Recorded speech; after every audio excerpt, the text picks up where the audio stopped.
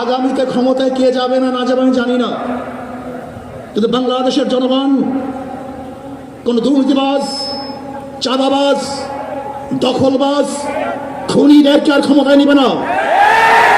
বাংলাদেশের জনগণ রক্ত দিয়েছে, জীবন দিয়েছে বাংলাদেশে চাঁদাবাজি করার জন্য নয়, খুন করার জন্য নয়, দেশকে দখল করার জন্য নয়, দুর্নীতি করার জন্য মানুষ রক্ত দেয়, জীবন দেয়। বাংলাদেশের মানুষ জীবন দিয়েছিল, মানুষ মুক্তি পাবে, শান্তি পাবে।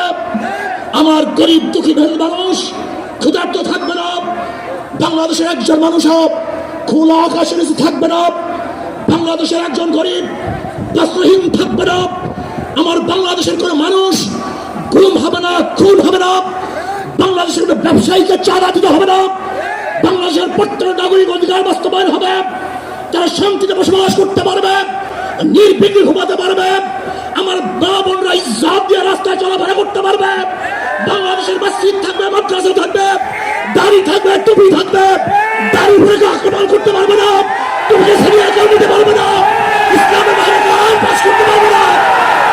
এই জন্য জীবন দিয়েছিল, রক্ত দিয়েছিল, দ্বিতীয়বার দাড়ি টানবে এই দৃশ্য দেখার জন্য মানুষ রক্ত দেয়।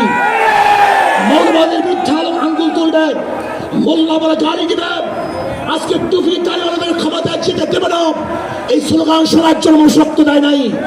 এই দৃশ্য দেখার জন্য বুকের তাজা রক্ত জমিনে ঢেলে দিয়ে মানুষ শাহাদাত বরণ করে নাই। কারণ বাংলাদেশের মানুষ শাহাদাত বরণ করেছিল এই জাতিকে মুক্তি দেওয়ার জন্য, আইন বাস্তবায়ন করার জন্য।